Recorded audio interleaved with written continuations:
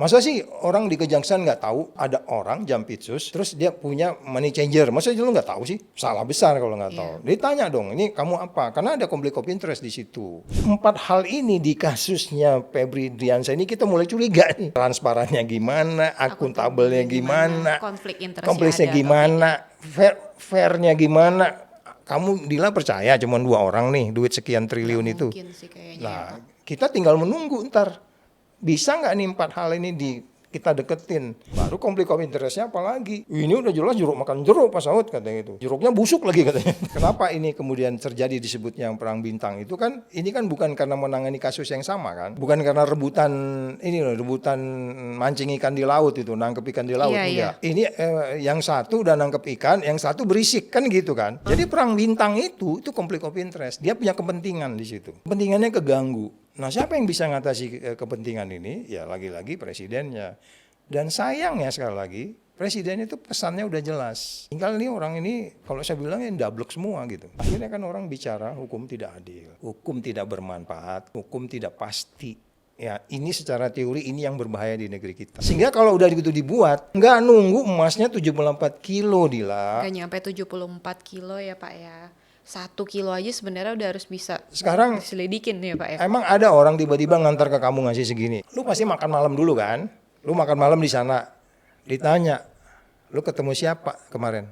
Bicara dengan siapa? Harus lapor. Penyelenggara negara itu memang harus lapor. Sakit ya Pak Saud? Sakit. Kalau nggak lu nggak usah kerja jadi penyelenggara negara. Katanya kan yang backing bintang-bintang tuh. Gimana tuh coba? Masa kita nggak bisa panggil dia? Ya, tapi itu omongan presiden itu perintah. Soal kemudian polisi tidak bisa menjabarkan, jaksa tidak bisa menjabarkan, KPK tidak menjabarkan, itu yang mereka kita challenge. Itu mereka yang harus kita pukulin.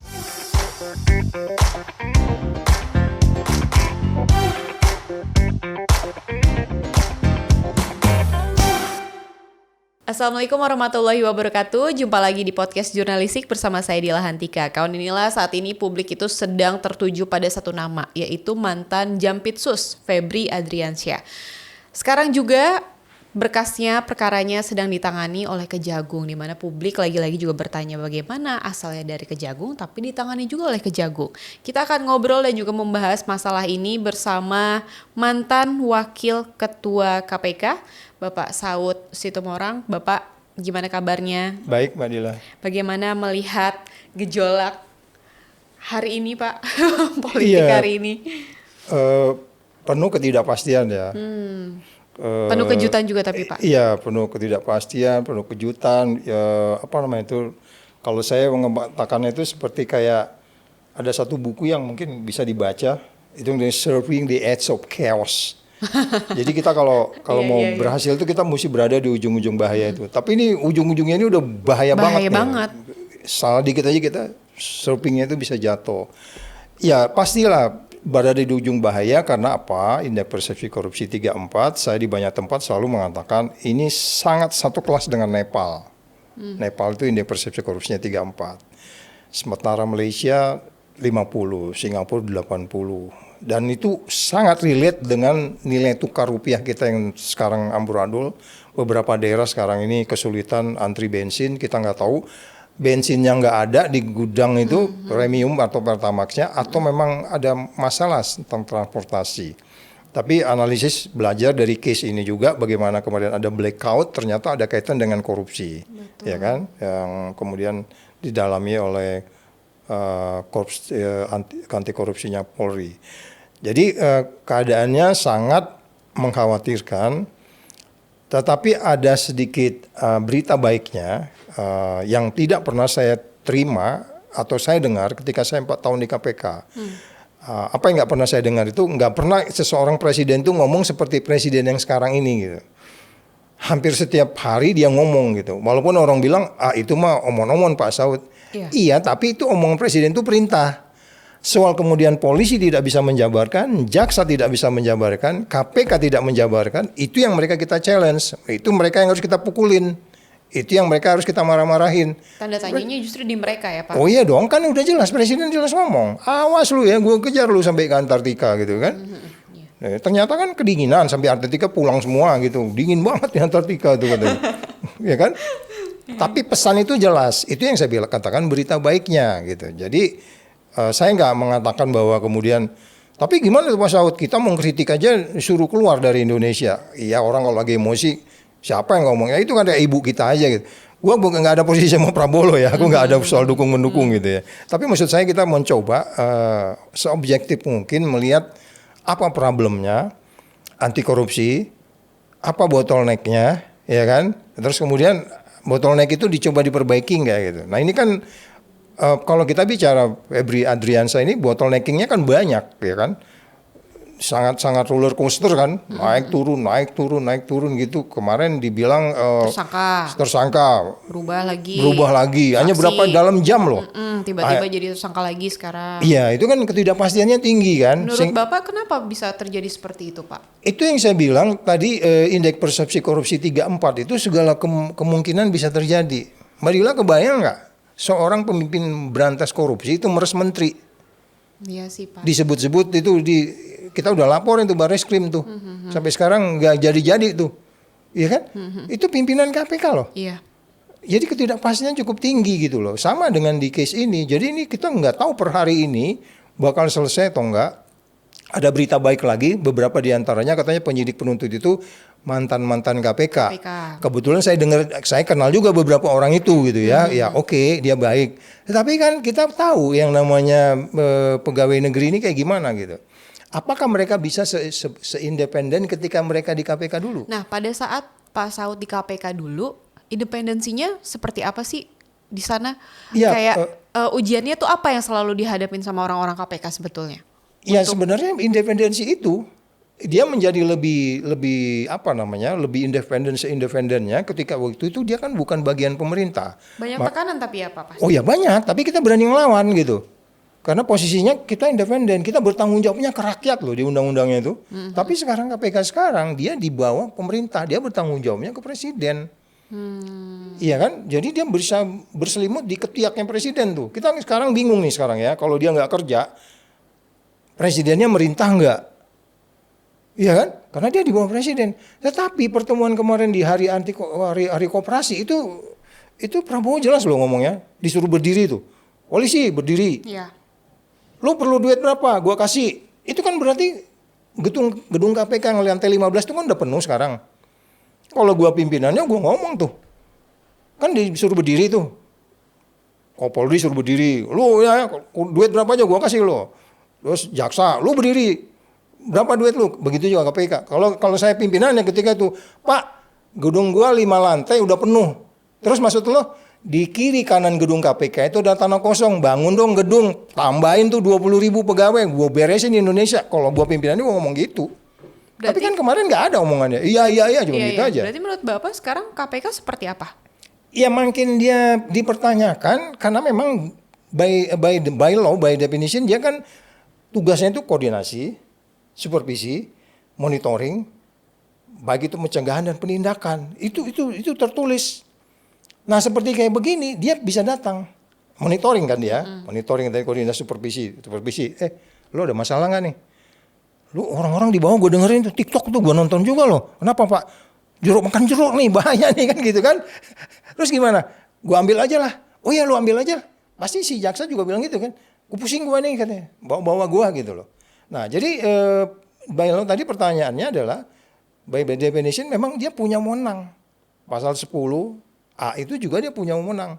Apalagi kalau korupsi ditangani oleh yang dilakukan oleh aparat penegak hukum. Dia dan dari awal tuh walaupun ada perbedaan sangat prinsip ya undang-undang KPK sebelumnya itu kan diantaranya kan dia di bawah presiden itu.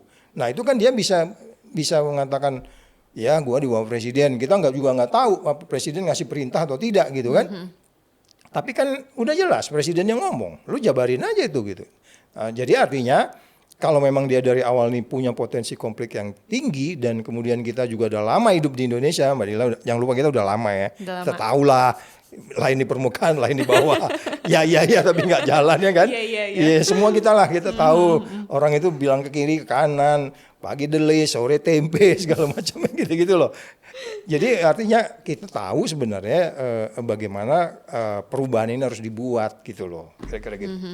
Pak, tapi kan kalau kita lihat sekarang itu publik tuh tidak hanya berbicara soal perkara pidananya Febri ya Pak ya, tapi kan juga menjadi ujian kepercayaan publik nih Pak terhadap penegak hukum ini. Menurut Bapak apa sih sebenarnya yang sedang dipertaruhkan saat ini di balik kasus yang memang menyeret mantan Jampitsus ini? Agak sulit kalau kita bilang ini nggak ada kaitannya dengan makan bergizi gratis tuh, agak sulit. Karena yang paling enak melihat niat jahat orang, kalau Dila ngikutin kronologisnya tuh. Mulai dia bangun sampai tidur lagi, dia ngapain aja gitu. Urutan kejadian itu. Itu naif itu kalau dibilang tuh nggak ada kaitannya. Ya kan, dengan makan bergizi gratis, dengan Koperasi Merah Putih, dengan menyita aset yang dilakukan beberapa kementerian belakangan ini.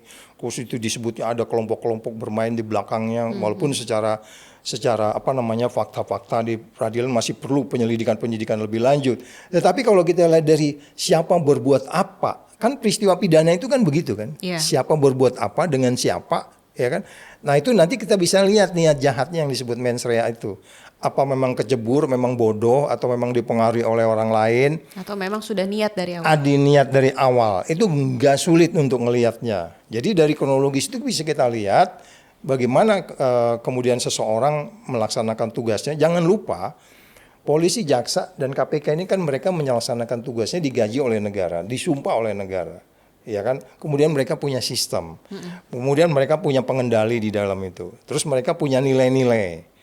Kalau di KPK itu ada 9 nilai, ya kan, bagaimana mereka bisa menjabarkan itu. Terus bagaimana mereka punya kode etik, ya kan. Ya punya kode etik nggak? Dalam pengertian konflik of interest gitu ya. Masa sih orang di kejaksaan nggak tahu ada orang Jampitsus, terus dia punya money changer? Masa lu nggak tahu sih?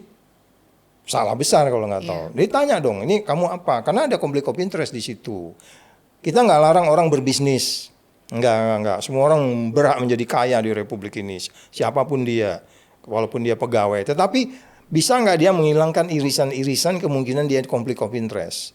Yang paling sulit dari saya katakan berulang-ulang di banyak tempat. Mungkin beberapa Gen Z atau siapapun lah, orang-orang tua yang suka mempelajari teori anti korupsi akan bosan 4 hal yang selalu saya bilang. Kalau Anda memberantas korupsi, Anda harus transparan.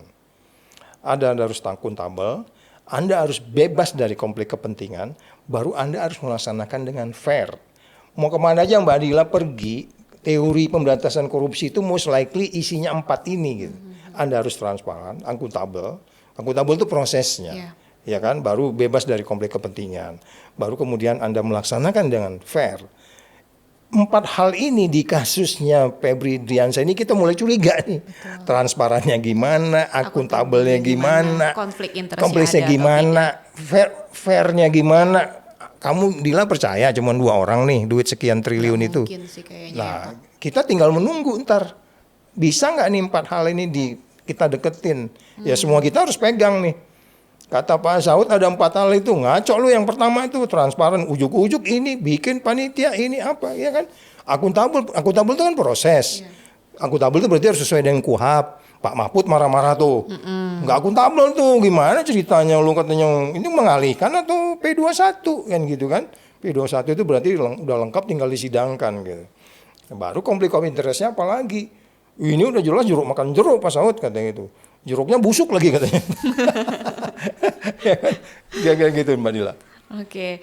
Pak, tapi kalau kita lihat kenapa ya setiap ada penegakan hukum yang berkaitan dengan pejabat publik lagi-lagi tuh merasa kepercayaannya justru malah turun kepada lembaga-lembaga yang sepertinya mau menangani kasus ini. Iya memang itu memang secara teori banyak ya. Kalau ada waktu teman-teman baca Law Trust Society dari Fukuyama itu ya. Di situ dijelasin memang kita ini sulit loh menanamkan kepercayaan. Sekarang saya tanya deh, kenapa rupiah sampai menuju ke 20.000 sekarang? Ini kan soal kepercayaan. Kenapa orang lari ke Vietnam? Ya, ini soal kepercayaan. Itu yang disebutnya di dalam berantas korupsi itu juga itu selain tadi yang 4 hal tadi itu ada yang disebutnya GRC. GRC itu adalah bagaimana Anda menggovern ini, bagaimana Anda mengurus ini. Terus bagaimana Anda menghilangi risiko? GRC itu G-nya govern, bagaimana Anda mengurus, R-nya itu risiko. Ini risikonya tinggi nih kan untuk tidak selesai kan? Tinggi banget kalau ditangani jaksa. Risiko menjadi lebih rendah kalau ditangani KPK kan? Iya dong. Iya, ya kan? soalnya kan bukan instansi dari yang berkaitan juga kan ya Iya, Pak ya. iya, walaupun di KPK sendiri ada jaksa-jaksa Betul, juga, betul, tetapi kan betul. ada struktur lain yang Benar. berupa check and balance. Baru yang saya bilang risikonya tinggi, kemudian mereka comply nggak? Ada teori lain lagi yang teori GRC disebutnya. Mereka patuh nggak? Patuh nggak terhadap umpamanya undang-undang? Tadi kan udah jelas Pak Mahfud marah. Jadi saya katakan bagaimana ini kita bisa menjelaskan, memastikan, membangun kepercayaan kepada kita nih. Pada publik. Nah sekarang Mbak Dila saya tanya, kamu dari 1 sampai 10, kamu berapa level kepercayaan kamu sama jaksa? Nggak usah lah, jaksa kesinggung. Gua aja deh nilai ke gua ke KPK gitu. Pada saat Bapak di KPK. Ya sekarang inilah. Kalau dulu nanti katanya sombong. Aduh, ini berat sih pertanyaannya. Oke, nggak usah lu jawab. Tapi semua orang, ini pertanyaan Iya, saya iya. tujukan kepada penonton semua. Iya, iya. Kasih levelnya berapa gitu. Jangan-jangan ya itu tadi skalanya, kalau by international values, ya 3,4 kita nilainya. Ya Amerika 6,7 gitu kan. Makanya presiden juga ngawur juga itu kan gitu kan. Beda sama Singapura 80 atau Iya. Skandinavia atau New Zealand yang 80-an. Nah kepercayaan seperti itu kan itu ngimbasnya kemana-mana. Ngimbasnya itu kemana-mana, ke ekonomi, ke sosial, ke politik, ke keamanan, ke pendidikan, edukasi. Orang bingung. Ada MBG, presidennya bilang orang untuk yang kurang makan, tapi dikasih makanan basi, ditandatangani sama kepala sekolah. Iya. Kepala sekolahnya kan tega tuh, kan dia tanda tangan tuh. Oh, makanan basi kamu tanda tangan sih, tolakin ya, suruh pulangin semua tuh, gak usah ditanda tangan gitu loh. Tapi kan mereka mungkin takut ya, ya udahlah kita juga ini ditakut-takutin gitu. Nah kalau begitu ya, udah kita mau gimana, tinggal nunggu. Sulit ya Pak, berarti keadaannya saat ini ya Pak ya, serba salah. Yang tadi Bapak bilang kita lagi surfing, tapi kayaknya ombaknya juga tinggi, udah benar-benar di ujung. Iya, dan ada orang yang gangguin gitu. Kita udah surfing kan harus atur keseimbangan nih. Ya kan pakai pedal tuh kan, ngatur-ngaturnya. Ada orang yang gangguin terus tuh. Begini yang benar, begini yang benar, begini yang benar. Sementara yang berenang kan kita sendiri gitu. Iya. Jadi kalau umpamanya ini kita biarkan, oke lah, negeri ini bukan negeri baru, udah 80 tahun, setiap masa ada kepemimpinannya, stylenya berbeda dan seterusnya. Tapi kan teknologi berubah, teknologi kan membantu. Sama dengan katakanlah kita kembali ke kasus ini gitu kan, emang susah gitu ngikutin bawa uang tuh dari mana? Follow the money. Enggak susah gitu ngikutin uangnya dari mana, dari siapa pemberinya. Ya kan? Ternyata buktinya bisa diketahui oleh kepolisian. Tapi kalau kita tanya polisi, bro kamu dibentuk di ini udah lama loh ini. Kamu kok kasus kamu ini baru satu ini aja gitu loh. Dan ini orang bilang konflik of interest gitu kan. Udah lama gitu mereka, ini baru berapa yang udah kamu kerjakan kan gitu. Jadi artinya akhirnya orang ngelihat, oh iya ini rupanya tarik menarik, sandera menyandera, dan dari kronologis itu kan kelihatan. Nggak bisa kita disalahkan, kok kita dicurigain terus ya gitu. Lah kalau nggak mau dicurigain lu jangan kerja di situ. Kamu pegawai pemerintah itu digaji itu untuk dicurigain. Dicurigain maksudnya di check and balance lo ya. Benar. Bukan nuduh lo ya. Untuk di check and balance gitu. Siapapun. Kita di rumahnya di check and balance sama anak kita. Pak, ini makannya ikan asin mulu katanya. Iya kan? Iya sih. Iya kan? Rendang kayak sekali-sekali di check and balance sama anak kita kan. Iya, jadi jangan marah. Jadi Pak Prabowo jangan bilang lu pergi cari negara lain. Jangan Pak, ini negara gua kok Bapak ngusir saya sih. Masa kita diusir ya Pak? Iya, kan nggak negara boleh, kita, dia Pak? nggak boleh gitu. Kalau Anda di check and balance, ingat, oh ini anak saya berarti mencintai saya. Yang penting kan kita nggak nimpukin palai dia pakai batu. Bener nggak? Iya. Pak, tapi kalau dari awal Bapak melihat kasus ini tuh seperti apa sih Pak? Apakah benar yang publik itu bilang ini adalah perang bintang? Iya, ini memang Star Wars bisa, perang bulan juga bisa. karena indikasinya kita kan melihatnya dari indikasi dong. Iya kan soalnya sama-sama penegak hukum nih Iya. Pak, lembaga penegak hukum. Istilah itu kan muncul ketika kemudian peperangan itu tidak hanya orang di lapangan bertempur kan. Umpamanya di bawah mereka ini lagi nyelidiki hal yang sama gitu. Walaupun sebenarnya kalau di tiga aparat penegak hukum ini, KPK, jaksa dan polisi ini kan udah ada komitmen. Mereka bikin MOU tuh tahun 2000-an something lah. bahwa kalau gue udah tangani, lu jangan tangani lagi ya, gitu. Kasus yang sama misalnya, itu udah ada komitmen. Tetapi kemudian kenapa ini kemudian terjadi disebutnya perang bintang itu kan, ini kan bukan karena menangani kasus yang sama kan, bukan karena rebutan ini loh, rebutan mancing ikan di laut itu, nangkep ikan di laut, Iya, enggak. Ini yang satu udah nangkep ikan, yang satu berisik kan gitu kan, benar kan? Itu ikan gua, itu jangan. Ya, kita bebas nangkepnya. Apalagi kita belum ada perjanjian sebelumnya. Kamu nangkap ikan di sini ya, kamu nangkap ikan di sini ya, nah sini. Ntar kalau gua udah tangkep, lu jangan berisik segala macam gitu. Bukan itu analoginya. Analoginya itu adalah bahwa ada orang sedang bekerja untuk Memperkaya diri sendiri.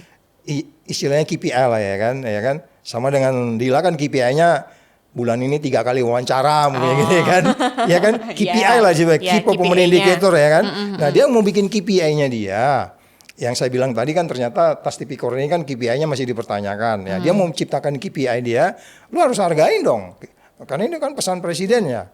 Key performance indicator saya, kalau nggak tahun ini gue harus membawa sekian orang ke depan pengadilan gitu. Kalau dulu di KPK gitu targetnya kan 300 kasus setahun tuh.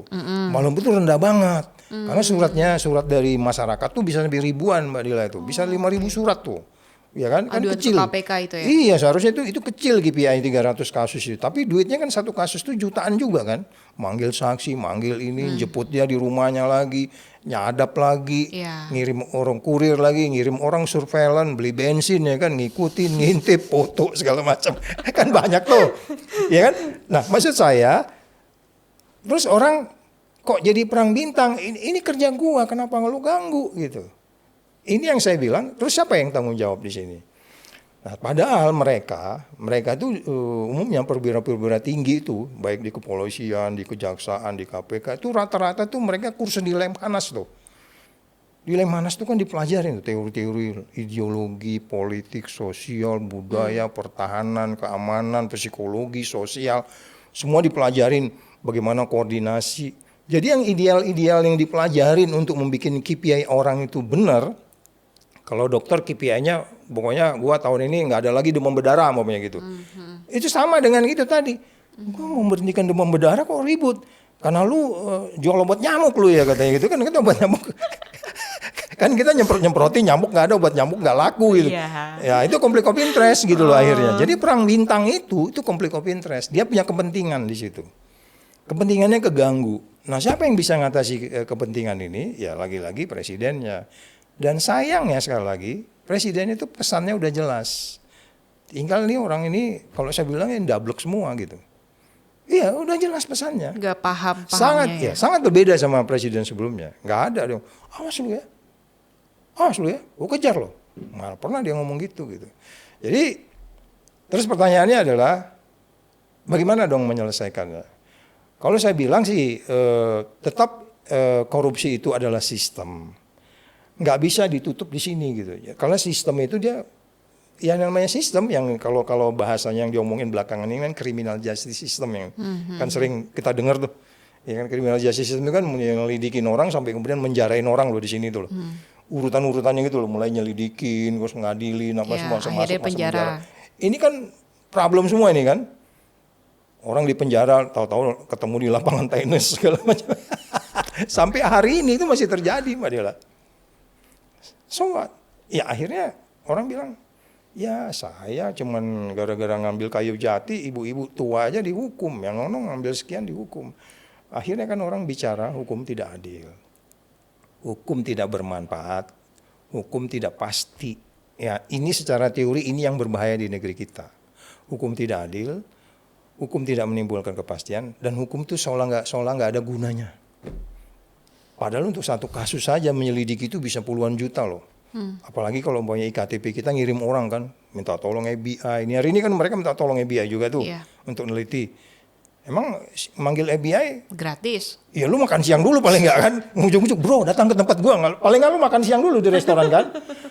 Mike, misalnya si Mike, ini Mike lu bisa bantu nggak nih ngecek nih? Kan makan siang paling nggak.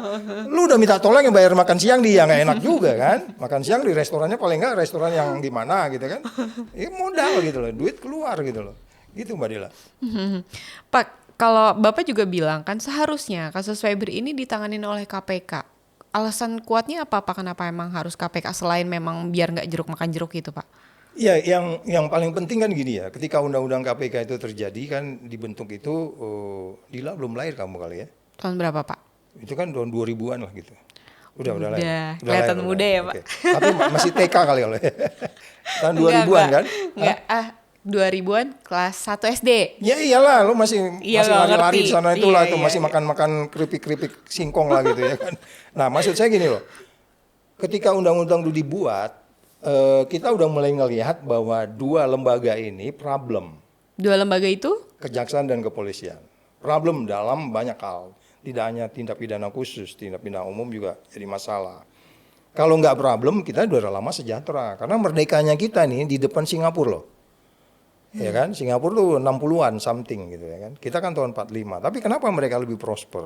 Lebih maju. Kenapa kamu happy gitu jalan di Orchard itu ya kan? Bener, happy banget Pak. Happy banget kayak tenang. Kenapa kita gitu. nggak kayaknya secure gitu ya kan? Ya, jadi maksud saya gini loh, itu kan semua ada kaitan dengan aparat keamanan. Nah, ketika undang-undang itu dibentuk, bagaimana kemudian ini mereka bisa perform?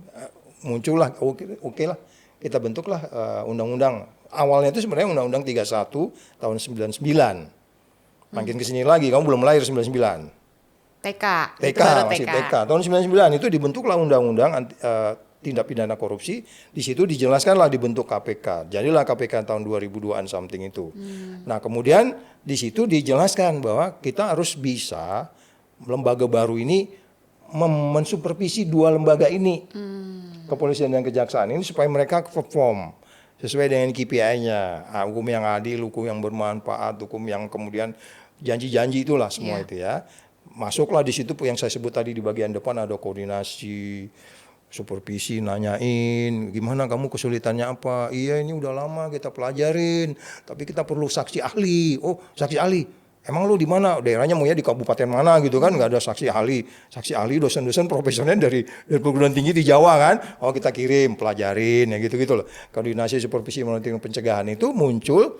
Nah kalau kembali pertanyaan Mbak Dila tadi, bagaimana sebenarnya ini bisa diselesaikan dan bagaimana KPK harus melaksanakannya? Karena dari awal memang dia udah dibentuk dalam hal terjadi terlebih di penegak hukum, pemberantasan korupsi terjadi di penegak hukum, KPK itu harus masuk. Dan kita harapannya dia adalah benar-benar independen. Itu sebabnya saya Mbak Dila, pola yang paling marah ketika Undang-Undang KPK itu diganti jadi Undang-Undang 19 2019. Karena dia dari yang namanya sangat independen bertanggung jawab ke rakyat, dia harus bertanggung jawab ke presiden, ya kan? Kita nggak mencurigai presidennya, tapi ini kan bicara check and balance. Ini kan bicara kontrol, ibarat di rumah tadi, suami istri sering check and balance, suami mereksa dompet istrinya, istri dompet saling periksa kemana nih, kan begitu kan? Itu yang menuju ke keseimbangan di dalam menuju hidup yang lebih baik. Nah KPK kita berharap seperti itu. Pertanyaannya, hari ini gimana? Kalau saya bilang hari ini ambil alih segera. Udah kita lihat kok kemarin problem, ini kita tinggal nunggu lagi nih, problem apa lagi nih? Setelah hanya berapa jam berubah status itu ya kan? Jadi KPK harus mengambil alih karena undang-undangnya sudah menjamin, sudah meyakinkan dia tidak akan ada yang dilanggar di situ. Strong message-nya, kamu harus berada di semua tempat.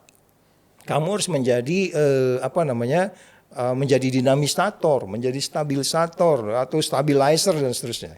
Gitu Mbak Dila. Nah kenapa menurut Bapak sampai saat ini KPK terkesan kayaknya belum ambil alih? Nunggu perintah siapa dulu nih menurut Bapak? Itu yang saya bilang tadi, karena memang dia di bawah pemerintah, bisa jadi dia ragu. Tunggu presiden deh. Tapi sebenarnya nggak begitu, karena udah jelas undang-undangnya. Dan pesan presidennya jelas. Lu beresin ya semua ya. Beresin, kerjakan gitu. Ya tinggal, oke. Ini kelihatannya noisy banget. Dan kemarin gue mau tanya, apa ceritanya nih? Kok tiba-tiba kamu bilang saksi, berapa jam kemudian kamu ubah lagi jadi tersangka. Ini ada indikasi apa? Kalau dalam bahasanya kesehatan, kalau Mbak Dila dokter itu kan ini sakit kepala nih, ini kolesterol atau apa ini kan gitu kan? Ini indikasi apa ini gitu? Ini indikasi sakit ini, bukan indikasi normal. Ada perubahan-perubahan berapa jam, ini indikasi sakit. Ada sesuatu yang nggak beres gitu.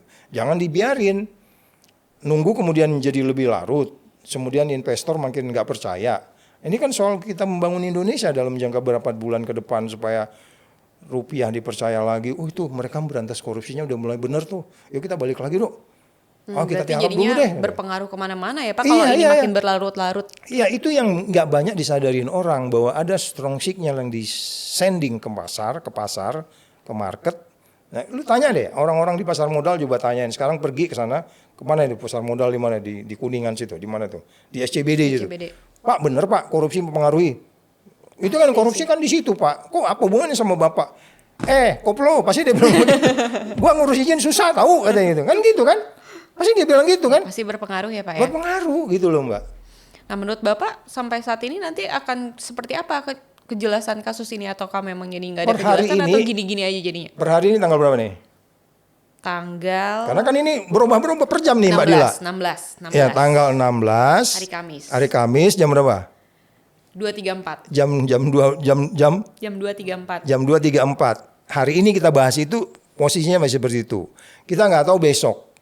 Karena ternyata perubahannya begitu cepat. Jadi per hari ini saya menganggap penuh ketidakpastian. Berlarut-larut nanti Iya. bisa jadi Ya makin bisa panjang. Itu yang saya bilang.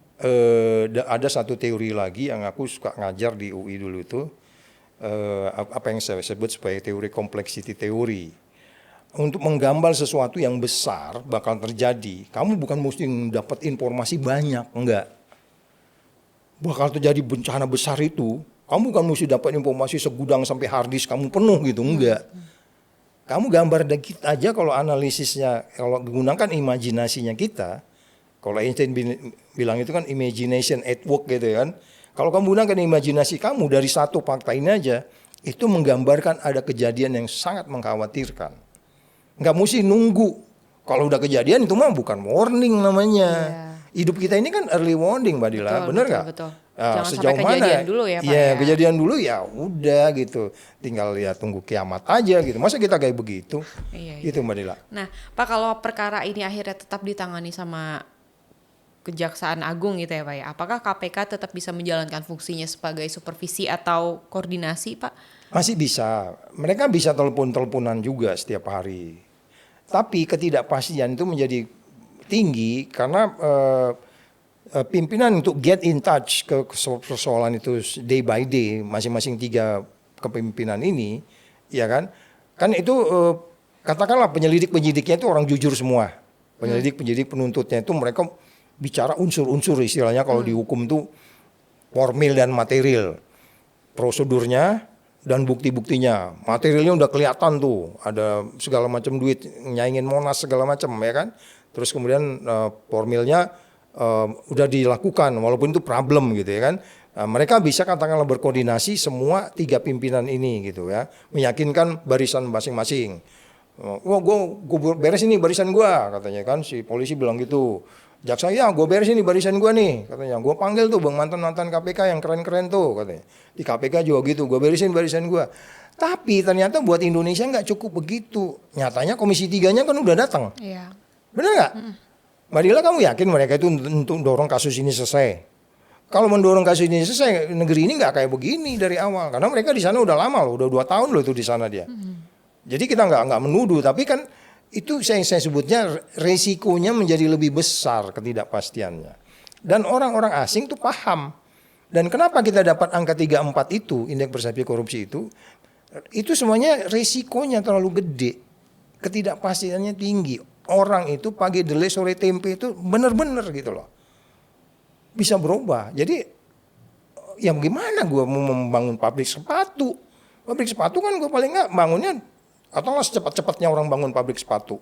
Bisa setahun. Nah, gue harap kan returnnya tuh umpamanya untungnya itu 2 tahun. Sebelum 2 tahun udah ribut lagi. Ya kan? Tiap hari datanglah apalah kayak gitu loh gitu Mbak. Jadi ketidakpastiannya itu yang menurut saya harus diatasin dulu. Bagaimana mengurangi ketidakpastian ini? Jabarin tuh variabelnya satu-satu. Apa satu diantaranya? Campur tangan ini solusinya begini. Campuran ini lapor presiden. Presiden tegur. Ini kementerian ini kurang cepat. Terus kemudian ini nanti udah masuk penjara juga nanti pasti keluar gitu. Dilihat oleh media, kita malu kok kayak begini sih. Padahal kasusnya gede, uangnya triliunan. nggak tahu hari Minggu udah di rumah duduk-duduk gitu kan, bagaimana caranya gitu. Pasang CCTV, Iya. pasang CCTV, ternyata listrik yang mati karena batu baranya dikorupsi. Kacau udah.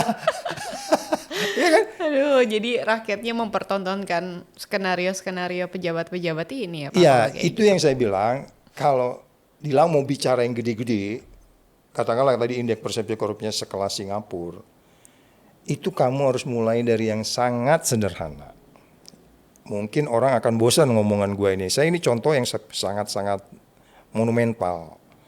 Ketika seorang supir truk menyogok supir forklift di pelabuhan supaya kontainer tidak ngantri, si supir truk bilang nih, gue mau pulang nih bro, mau cepet nih. Itu yang kontainer yang tolong dong, ambilin tuh. Pokoknya satu kontainer gue kasih lu $1 gitu kan. Supir truk nih, nyogok sama supir forklift di pelabuhannya itu, di Tanjung Pagar situ. Di East Coast, kalau Singapura itu kan keluar tuh ada East Coast tuh. Nah, itu bisa jadi urusan KPK Singapura, gara-gara uang $1. Nggak nunggu sampai triliun-triliun emas 74 kilo kayak begini, Mbak Dila.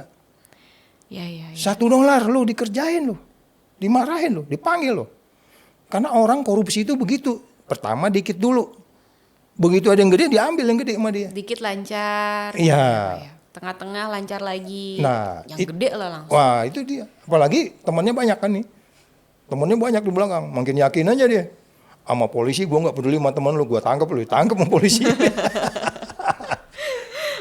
Pak Saud kan sebelumnya kan di KPK nih. Bagaimana sih Pak sebuah informasi awal itu bisa berkembang menjadi penyelidikan, kemudian naik ke penyidikan hingga akhirnya P21 atau Nah, disidangkan. ini menarik. Ceritain juga ya Pak intervensinya Pak. Pasti ada dong, nggak mungkin nggak? Oh iya.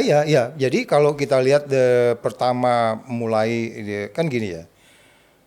Kita nggak pernah menganggap orang lain itu jahat semua. Saya nggak senang Mbak Dila, gue tungguin kapan dia nih nggak buang sampah sembarangan, gue potret nih. Gue bikin di sosial media nih gitu. Nggak begitu. Peristiwa pidana itu terjadi dulu. Ketika terjadi peristiwa pidana itu apalah, pokoknya nimpuk orang, lempar orang, atau berbuat yang tidak baik, atau mencuri, atau apapun peristiwa pidana itu yang sesuai dengan undang-undang itu, baru kemudian ada yang melaporkan. Peristiwa pidana itu juga ada expirednya juga tuh. Ada yang 18 tahun, ada yang 10 tahun expirednya. Oh, tapi bertahun-tahunan ya Pak? Iya, Lama lah kalau ya Pak? korupsi gini bisa sampai puluhan tahun lah, 10 tahun. Makanya banyak orang menteri kan udah lagi di rumah duduk-duduk tuh ya kan. Tiba-tiba udah dipanggil. Panggil lagi, kan itu expirednya lama. Nah sekarang pertanyaan Mbak Dila tadi, siapa sih orang kurang kerjaan ini yang lapor ini gitu. Dalam beberapa case bisa terjadi juga istrinya sendiri loh. Iya. Orang terdekat kita. Iya, orang terdekat. Jadi lo hati-hati loh. Yang ngelaporin itu orang paling dekat sama lo gitu. Berarti kita jangan dekat-dekat ya guys. Tapi itu bagus. Berarti Allah membentuk orang untuk jadi di tengah orang jahat itu masih ada orang baik kan? Iya dong. Yang tadi kan ada niat baik nih.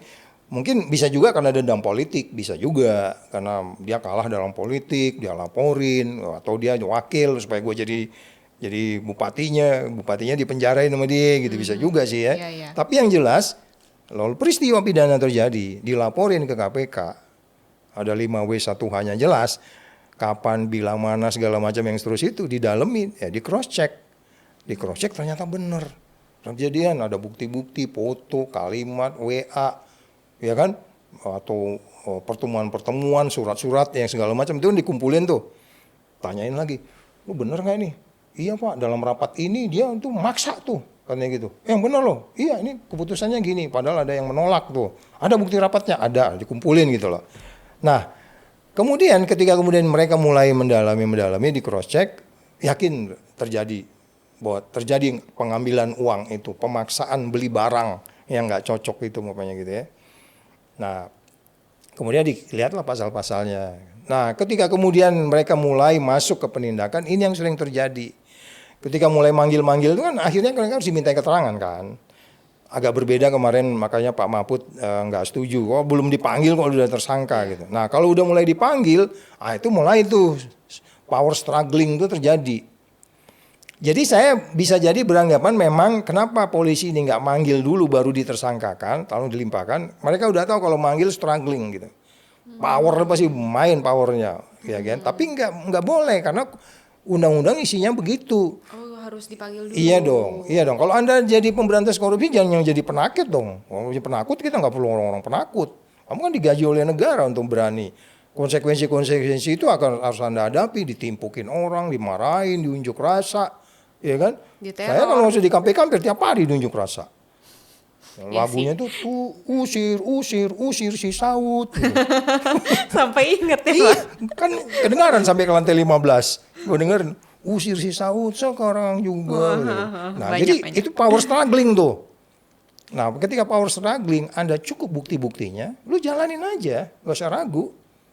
Kecuali kalau kita konflik of interest atau mikir, iya ya ini koruptor ini teman gua satu angkatan Kalau dulu. ada yang kayak gitu gimana, Pak? Nah, itulah makanya pengawas internal itu harus ngelihat kasusnya. Di kejaksaan itu ada komjak kan, komisi kejaksaan, ada inspektorat, terus ada kemudian satuan yang lain, ada Jamwas, Jaksa Agung Muda bidang pengawasan, dia harus mengawasin. Saya kan selalu ngambil contoh, gara-gara kita salah pakai baju aja bisa ditegur di KPK. Salah pakai baju aja ditegur. Beneran, Pak? Iya, minjem helm nggak dikembaliin, potongin gajinya. Iya, helm itu, helm diambil lupa dari ini, kita lihat di kamera. Oh, yang ambil sih itu, mana helm? Di rumah gua lupa, potong gaji. Orang tuh nggak boleh taking for granted. Kamu anggap, oh udah maafin lah. Enggak, orang tuh salah harus dihukum. Kamu ngambil sampai dia nggak bisa pulang tuh. Siapa yang berani pulang nggak ada helmnya, tahu-tahu dipinjem lupa dibawa. Sama dengan salah pakai baju, ketentuannya harus baju batik, lu pakai baju sembarangan. Ikutin yang kecil-kecil itu. Nah, itu yang saya bilang konflik of interest. Yang paling berbahaya adalah ketika kemudian kita ada aturan. Sekarang saya tanya Mbak Dila, apa sih yang belum diatur di negeri ini? Gue tanya deh. Itu di DKI aja kalau benar buang sampah sembarangan kamu bisa dihukum sebenarnya. Apa yang belum diatur di negeri ini? Tapi kan kita nggak konsisten. Kadang-kadang petugasnya juga nggak. Atau ini deh perizinan terpadu satu pintu nggak pakai ini. Semuanya ya kan? udah diatur sebenarnya. Udah diatur satu pintu, jendelanya banyak. Itu dia jendelanya sih, Pak. Oke. Tapi kalau misalnya kayak tadi, Pak, misalnya ternyata si calon tersangkanya ini teman Bapak atau titipan. Misalnya ada yang bilang, "Jangan deh. Itu ipar gue." Yeah. Nah, yang ngomong itu punya jabatan di pemerintahan. Pernah nggak Pak kayak gitu? Terus gimana Pak? Iya, Kalau dari KPK-nya sendiri? Kalau makanya di kita dari awal semua yang dilakukan pegawai itu harus dipantau 24 jam. Even di rumahnya sendiri, di lingkungannya dia kayak gimana. Nih Dila nih pergi nih. Lagi pergi kemana kamu? Ke Sumatera Utara lah. Kamu ditugasin untuk nyanyi-nyanyi di depan anak SD supaya, itu kan kerja gue diantaranya gitu kan, nyanyi di depan SD, dongeng gitu. Jangan gini, gue bawa boneka gitu ya. Di tengah itu rupanya saudara gue ada yang sakit. Ada yang sakit tuh. Gue mau perpanjang karena hari ini gue harus balik. Abis dongeng gue balik dong. Nah kemudian ada tetangga gue ada yang sakit. Saudara gue lah sakit. Gue mau perpanjang di sana. Lu nggak bisa. Tiket lu delay terus pulang dibayar lagi oleh kantor. Lu pulang ke Jakarta. Lu mau besuk saudara lu sakit lu balik lu sendiri. Nggak bisa dengan alasan kayak gitu. Kita sangat strict seperti itu. Atau Dila pergi ke Bali, ya kan, nginep mau menjelasin bagaimana budaya Bali itu banyak nilai-nilai yang tinggi yang bisa kita contoh. Kamu riset di sana, nginep di hotel, habis di hotel kamu foto-foto di samping karena ada padi, bagus kan? Lu bisa ditegur. Kamu ke sana bukan untuk foto-foto, lu bisa ditegur loh. As simple as that. Tapi itu kan balik lagi ke personal masing-masing juga kan Pak? Ya itu yang saya bilang, personal yang menjaga dirinya itu gampang. Tapi kan nggak semua orang kayak begitu. Betul. Nah sistem harus dibuat. Lu kerja, lu kesana dongeng. Saudara lu sakit, lu pulang dulu, lu balik lagi, lu beli tiket sendiri. Karena lu berangkat di sana biaya oleh kantor gitu. Apakah Indonesia bisa, apakah negara lain seperti itu? Iya, negara lain begitu cara menata disiplinnya. Atau gue di sini ya, lapor gue pimpinannya, tiket gue di sini, tiket pulang nanti nggak usah, gue bayar sendiri. Itulah bentuk tanggung jawab itu. Tiket gue nanti pulang, gue mau lihat saudara gue nih, tiket gue yang bayar sendiri. Karena penginapan gue bayar sendiri, gue nginap di rumah saudara gue. Nah, jadi mampu nggak kita membuat sampai sedetail itu? Sehingga kalau udah gitu dibuat, nggak nunggu emasnya 74 kilo, Dila. Nggak nyampe 74 kilo ya Pak ya. 1 kilo aja sebenarnya udah harus bisa Sekarang diselidikin ya Pak ya. emang ada orang tiba-tiba ngantar ke kamu ngasih segini. Lu pasti makan malam dulu kan? Lu makan malam di sana, ditanya, lu ketemu siapa kemarin? Bicara dengan siapa? Harus lapor. Penyelenggara negara itu memang harus lapor. Sakit ya Pak Saud? Sakit, kalau nggak lu nggak usah kerja jadi penyelenggara negara. Oh, seharusnya seperti itu ya Pak? Iya dong. Kan ada kejadian hakim kita penjarain karena main golf di lapangan golf, kemudian transaksi di situ. Dia nggak lapor kepada bosnya di lapangan golf itu ada perjanjian. Loh bro, berapa ntar? Ya segini, sambil main-main golf gitu kan. Nggak bisa kayak begitu. Nah kalau itu udah dilakukan, negeri ini pasti sejahtera. Nggak ada itu, apa tuh, emas ataupun katakanlah Uang gas tunai atau mineral yang di Bangka kayak begitu. Katanya kan yang backing bintang-bintang tuh. Gimana tuh coba? Masa kita nggak bisa panggil dia? Kamu dikerja di sana? Katanya kamu pernah Lemhanas. Iya kamu belajarnya itu melindungi rakyat. Kok malah kamu illegal logging kamu jaga-jagain? Dia didiemin lagi sama si pengawasnya tadi. Nah makanya saya bilang, Anda nggak akan bisa bikin karya-karya besar kalau Anda nggak masuk dari yang kecil-kecil itu. Enggak. Negeri ini akan begini terus. Percaya deh Dila. Nih pada Genji gue inget ini. Yang hari ini umurnya berapa? 30? 20-an lah Pak. 20, lo bayangin ya Genji nanti seumur saya nih. Aku kan 67 nih umurnya. 40 tahun lagi Indonesia ini udah kayak apa nih? Jangan-jangan gue minyak kita habis. Paling kita cuma dagang sawit aja. Karena sawit kan bisa ditanam lagi. Tapi kalau yang namanya emas, gas, mineral itu pasti habis. Pasti habis. Gas, terlebih gas. Ya oke lah kita presiden bikin B20 sekarang. B50. B50. Oke. Kita bisa bangga di tengah-tengah dunia. Lu habis minyak lu. Habis lu. Selesai lo, gue masih bisa punya sawit nih, kita masih bisa nyetir nih, mobil listrik bisa gitu. Tapi kalau lu korupsi, coba, kita kan tahu korupsi di sawit kemarin berapa triliun, bubar juga negeri ini. Jadi menurut Bapak yang paling harus dibenahi saat ini juga tuh apa Pak? Kalau dari tadi kan penjabaran Bapak kan sedetail itu, yang harus diubah adalah sistemnya, yang harus diubah adalah personalnya masing-masing. Yang paling urgent yang benar-benar harus dirubah saat ini berarti? Agak sulit menerima ini, Dila. Aku nggak usah nyebut perguruan tingginya. Aku basically ngomong gue tuh sama di mana. Kayak gini nih gue ngomong di mana-mana gue ngomong kayak gini, berulang-ulang gitu. Tahu nggak kamu? Dari jam 1 sampai jam 3 gue ngobrol. Tahu nggak di ujung pertanyaan gue bilang, ada yang mau tanya nggak? Pak Saud, Anda utopi. Sedih nggak gue lihatnya? Anda utopi. Utopia gue. Gak ngerti gue di penonton lu ini nanti yang menghilang gue utopi pasti banyak tuh. Kenapa? Mereka skeptik juga. Terus gue bilang, iya memang gue harus menjarain banyak orang kaitannya. By definition 34 itu, kalau itu kita anggap orang 34, kalau dapat 34, yang 34-nya yang baiknya 34 lah katanya. Yang 70 orang harus lu penjarain kan. Kalau mau linear gitu loh. Nah, jadi pertanyaannya bagaimana kita harus mulai ini? Saya bilang kembali lagi, memang behavior ini menjadi bagian yang penting untuk dijaga, di taking care. Tapi behavior itu nggak akan jadi begitu aja. Anak-anak makanya nanti kalau ada waktu googling Saud Situmorang mendongeng di depan PAUD, lu lihat bagaimana gue bawa boneka dongeng di depan anak-anak. Karena KPK masuk ke semua umur, mulai dari umur PAUD nih. Kita ajarin nih disiplin nih. Sampai kemudian yang udah pensiun nih. Tapi kan orang lihat capek jadi orang baik itu. Sebenarnya nggak capek. Kejadian juga di Singapura ada orang buang kulit durian dari apartemen. Tapi polisi datang tangkap dia kan gitu kan. Enak aja lu buang kulit durian dari apartemen, hampir nimpa orang di bawah gitu. Nggak bisa lu bilang kulit durian gue, nggak bisa. Suka-suka gue, unit-unit gue. Unit-unit gue, gitu. Nggak boleh kayak begitu gitu. Nah itu mendidik itu nggak gampang. Itu yang saya bilang, hati-hati Anda kalau jadi presiden. Nggak boleh kamu bilang, lu nggak suka sini, lu pergi aja sono. Nggak boleh Mbak Dila, please Pak Presiden, jangan gitu ngomongnya. Kita ini mengkritik Anda karena cinta sama dia kan? Ya. Iya dong. Belum tentu juga gue punya uang nih. Gue punya uang nih ya Mbak Dila ya. Gue punya uang, bisa gue terbang kapan aja nih.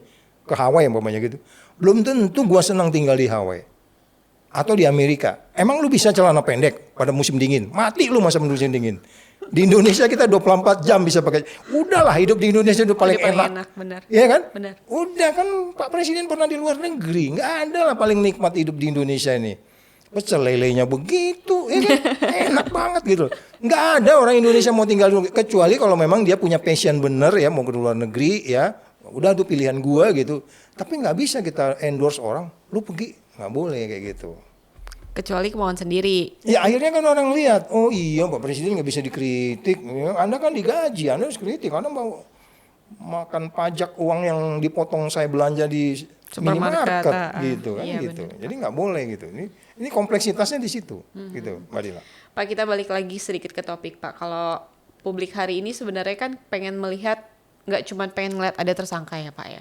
Tapi yang publik juga percaya sebenarnya hukum di kita tuh bisa bekerja loh tanpa pandang bulu, tanpa ada konflik interest. Dan sistemnya sudah dibuat begitu. Betul. Ya. Apa sih sebenarnya yang harus dilakukan aparat penegak hukum supaya publik itu percaya hukum ini benar-benar transparan, benar-benar adil, benar-benar akuntabel, dan benar-benar tidak ada konflik interest? Ya, jadi kembali ke pokok persoalan bagaimana sebuah peristiwa pidana itu terjadi. Ambil yang paling sederhana, orang buang sampah sembarangan aja. Walaupun itu belum pidana, itu baru peraturan pemerintah daerah ya. Itu aja udah sesimpel itulah. Kenapa itu dibuat? Karena kalau lu buang sampah sembarangan, hujan masuk ke dalam got, banjir, demam berdarah, bisa 5.000 orang mati digigit sama nyamuk. Gara-gara satu orang? Gara-gara satu orang. Buangnya itu botol plastik, nyumpet saluran. Masuk nyamuk di situ, berkembang, gigitin orang gitu. Ya kan? Apa yang kita bisa simpulkan dari cerita itu? Itu baru cerita peraturan pemerintah. Apalagi kalau dia seorang koruptor. Koruptor itu kan nggak bekerja sendiri. Koruptor itu kan sistem. Ada anak buah, ada atasan, ada pimpinan, ada lingkungan. Makanya disebutnya cenderungnya kan state capture corruption. Korupsi itu bahkan itu negara itu ikut main di dalamnya. Ya kan, political corruption. Partai politik itu cenderung abuse. Itu pasti di mana aja. Yeah. Ya Amerika yang kayak gitu ya, kita tahu Donald Trump kayak gimana kan. Nggak malu juga dia majuin anaknya sendiri kan. Iya memang politik itu begitu. Kalau nggak di challenge orang cenderung abuse. Makanya dia bilang power tend corrupt. Kekuatan itu cenderung korupsi. Pertanyaan Mbak Dila tadi, bagaimana kita bisa menjaga ini adalah, itulah makanya selalu undang-undang itu harus dinamis, diatur. Orang hari ini bicara undang-undang perampasan aset. Saya bilang kalau ngerampas aset non-conviction base, jadi jangan nunggu dihukum dulu baru ini. Kalau memang kita bisa buktikan, tetap proses peradilan tetap ada. Nggak nunggu harus sah dulu putusan pengadilan gitu loh. Di banyak negara itu nggak begitu dan ternyata mereka adil tuh. Mereka bisa menciptakan kepastian tuh gitu. Jadi kalau Mbak Dila tanya tadi, apa yang harus kita lakukan? Kira-kira gitu kan. Ya, bagaimana supaya kita bisa menciptakan negara yang seperti kita mimpikan di dalam konstitusi kita, ya setiap orang harus dimintai pertanggungjawabannya seperti apa yang dia perbuat. Karena setiap kita ini, at the end, kita harus menciptakan apa yang saya bilang dari tadi itu, key performance indicatornya. Kalau dia pegawai negeri, kalau dia orang nggak bekerja, tapi punya tanah, KPI-nya bayar pajak. Ya kan, bayar PBB, gue pokoknya lunas lah tahun ini. Gue nggak mau jalan di tempat gue rusak. Gue hari ini gue bangun jalan sendiri. Kan ada kemarin kayak gitu kan. Hari ini gue nggak bayar pajak, jalannya rusak, lu nggak diemin aja. Nah, itu kan orang merasa nggak adil gitu. Nah itu sebabnya keadilan itu menjadi isu utama. Bagaimana merubah teori-teori perubahan ini? Nah, teori perubahan itu nggak gampang. Aku belajar strategic management. Perubahan itu nggak akan bisa tanpa dia step by step. Tapi yang disebutnya sustain itu terus tiap hari. Orang yang baru pertama kali olahraga tapi pegelnya setengah mampus. iya. Tapi begitu tiap hari kita olahraga, nyandu kan. Kita mau menciptakan orang kayak gitu sebenarnya. Tapi ketika negara nggak menjanjikan, orang tuh males. Kayak orangnya sakit semua gitu loh. Sakit itu psikologinya. Itu Mbak. Oke Pak. Oke Pak Saud, pesannya Oh, satu Pak. udah berapa menit sih? Udah hampir 50. Bukannya kita sampai final nih Piala Dunia. Sampai nanti malam dong Sampai Pak. Megang siapa nih Bapak nih? Aduh, aku masih belum berani. Data aku nggak kuat saya nggak. Kan gini, kalau teori permainan itu kan kita harus ngelihat itu. Kalau tinju tuh diameter tangan, Iya. gitu lah. Aku nggak hafal itu siapa kiri luar, siapa stopernya, siapa kipernya. Aku nggak hafal, jadi aku nggak berani nebak saya. Jadi menikmati aja siapapun yang menang Nah, ya, happy gitu ya. makanya saya cenderung nggak pernah nonton selama permainan kecuali final. Oh, Itu berarti tipikal nanti gua. pas final doang nih. Iya. Nanti malam nonton dong berarti. Iya berarti ya. Saya nggak pernah ngikutin. Kalian ngikutin kali ya? Karena kan analisis ya. Ada orang Pasti yang nih, tingginya 180 siapa tuh? Yang tinggi banget tuh. Siapa? Yang ganteng itu. Siapa namanya? Itu kan tinggi banget tuh, ya kan? Jadi aku nggak sampai ini. Jadi biasanya saya di final aja. Karena takut. Banyak kejadian kan ngikutin itu kan kita tidurnya rusak kan. Iya, ini pada rusak nih Pak tidurnya. Itu banyak yang ini loh pingsan lagi kerja loh. Makanya podcastnya siang tau nggak kenapa Pak? Tuh Mas Rizky habis begadang bola Pak. Gak apa-apa, seasonable kok ya kan. Sebentar lagi selesai finalnya. Pialanya. Pak, Yap. pesan singkat aja Pak untuk di kasus Febri ini Pak. Singkat saja untuk penegak hukum di kasus Febri ini. Pesannya. Apakah nanti mereka tetap menanganinya atau kemudian dikembaliin ke Polri, nggak menutup kemungkinan kalau nggak bener kan Polri bisa panggil. Betul. Udah gue serahin lu nggak kerja lo katanya. Gua ambil Gua lagi lagi. Bisa aja kan? Bisa aja. Atau kemudian di endorse oleh KPK lu kembaliin lagi atau kasih ke saya gitu. Yang paling penting adalah you send strong signal to the market. Kamu kirim sinyal ke pasar, ke dunia internasional bahwa Indonesia on the track, sehingga kemudian indeks persepsi korupsi nggak sekelas Nepal lagi nanti Januari berapa bulan lagi diumumin loh. Berapa bulan lagi diumumin nanti Januari tahun 2027 gitu. Jadi ini hati-hati, tangani yang dengan benar. KPK udah ambil alih aja kalau ada AIU nggak jelas gitu kan. Kayak lagu di TikTok AIU Tahu aja lagi Bapak. Kalau nggak jelas kayak gitu udah ambil alih aja gitu. Oke. Kira-kira gitu. Oke siap. Terima kasih banyak Pak Saud atas waktunya. Semoga insight dari Bapak, penjelasan dari Bapak juga bisa bermanfaat lah ya buat kita. Kita juga jadi paham Ya, ini kasusnya seperti apa, penanganannya seperti apa, kondisi di Indonesia politiknya saat ini seperti apa, Ya, dan ya. dampaknya kemana supaya nggak dibilang sama petugas BI, masa yang kayak gini nggak tahu ya pasti ngaruh lah ke Ya, harga ya. saham, ke harga rupiah gitu Iya, ya Pak. iya. Semoga ini Naif lah menjadi kalau kita nggak ngitung itu ya. betul. Pokoknya yang terbaik lah. Yang penting Bapak sehat, presiden kita sehat. Oh iya, Ya kan, harus Pak? didoain. Harus didoain. Nggak gampang juga jadi presiden loh. Betul, dan semoga hukum Tapi di jangan marah-marahin rakyatnya dong. Iya, jangan disuruh pergi juga ya Pak. ya. Semoga hukum di negeri kita ini juga baik, adil, sesuai ininya lah Pak, sesuai slogan hukum lah ya Pak. Ya. Yap, Harus yap. adil dimanapun, jangan berat Sebelah. sebelah. Terus Ya. jangan ya gitulah Pak kalau ngomongin Indonesia. Oke, Karena thank you nanti Dela. emosi. Iya. Terima kasih banyak Pak Ya. Saud atas waktunya. Kawan inilah itu tadi obrolan kita dan sampai jumpa di podcast jurnalistik selanjutnya. Saya Dila Handika pamit undur diri. Wassalamualaikum warahmatullahi wabarakatuh.